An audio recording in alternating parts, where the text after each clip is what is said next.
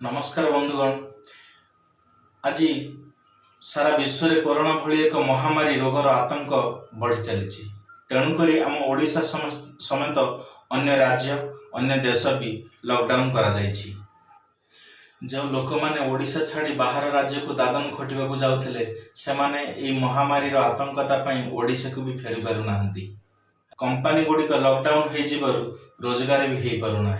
भोक उपास दिन काटिबा पड़ुछि। घरे पिला माने मध्य उपास भोकरे दिन काटुचंती। ए सब को आखि आगे रखी राज्य सरकार नवीन बाबू को अनुरोध करा जाउछि जे ओडिशा स्वीकृति प्राप्त फाइनेंस कंपनी जेपर कि अन्नपूर्णा, L&T, HDFC, बंदना यही कंपनी लोक मानकु देइथिबा ऋणर मासिक किस्ती उपरे रोक लगा जाऊ।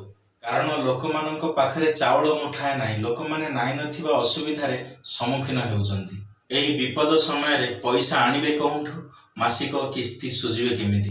तेणुकरी आपण समस्त को विनम्र अनुरोध जे भिडियोटा को बहुत रु बहुत शेयर करिवे, जेमिति ए भिडियो आम राज्य सरकार नवीन बाबू पाखरे पहुंचीबो ओ यार सठिक पदक्षेप आम राज्य सरकार नवीन बाबू नेबे। धन्यवाद। जय श्री राम।